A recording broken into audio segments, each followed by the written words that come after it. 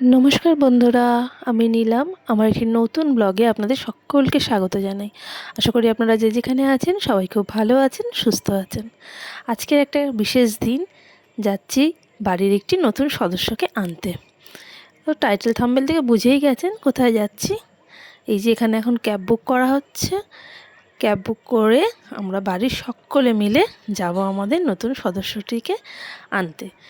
তো সবাই মোটামুটি আমরা সকালবেলায় খাওয়া দাওয়া সেরে নিয়েছি। জানি না ওখানে কত দেরি হবে, অনেক ধরনের হয়তো প্রসেস আছে, করতে হবে সেগুলো। তো তার জন্য আমরা একেবারে বেরিয়ে পড়েছি। এই যে ক্যাব এসে গেছে। তো আমরা চললাম এখন আমাদের নতুন সদস্য আনার উদ্দেশ্যে। তো রাস্তা এখানে প্রচণ্ডই যানজট ছিল, তো সেগুলো পেরিয়ে এখন এই ফাঁকা রাস্তা যে হাইওয়ে দিয়ে যাচ্ছি।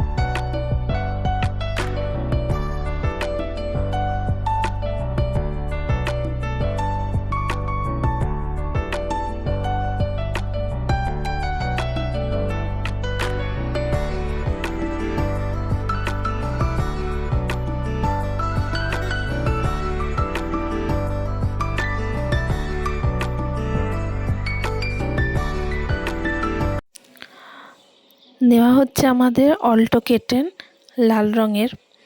তো গাড়িটি আমরা কিছু কিছু জিনিস দিয়ে একেবারে সাজিয়ে নিয়েছি। অল্টো 800-এর থেকে কিন্তু অল্টো কেটেনের অনেক ভেতরের জায়গাটাও বড়, আর গাড়িটা অল্টো 800-এর থেকে কিন্তু অনেকটা উঁচু।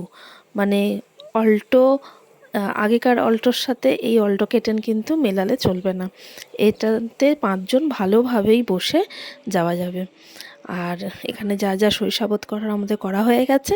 এবার ওখানে আমাদের গাড়িও রেডি। তো বাকি কী কী প্রসেস হয় আসুন দেখে নিই।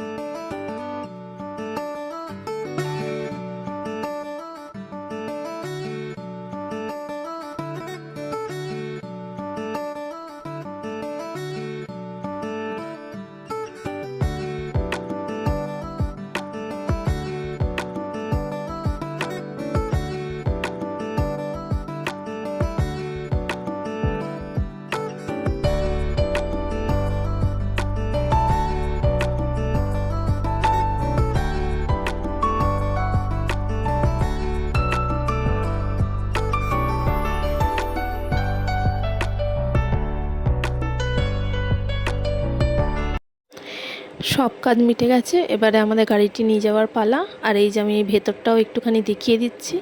ভেতরের সিস্টেমটা কি, আমি এই যে সামনের সিটে বসেছি, আর এই গণেশটা আর এই পারফিউমটা গাড়ি থেকে ওখান থেকেই ফ্রি দিয়েছে কোম্পানি থেকে। আর এই যে পেছনে 3 জন বসে আছে, দেখতেই পাচ্ছেন, কোনো অসুবিধেই হচ্ছে না। 3 জন বড় বড় মানুষই বসে রয়েছে, আর আমি বসেছি ড্রাইভারের পাশের সিটে, আর আমার হাজব্যান্ড গাড়িটা চালিয়ে নিয়ে যাবে। তো এই তো এখানে আমরা সবাই মিলে বসে, চলুন এবার স্টার্ট করি দুর্গা দুর্গা বলে।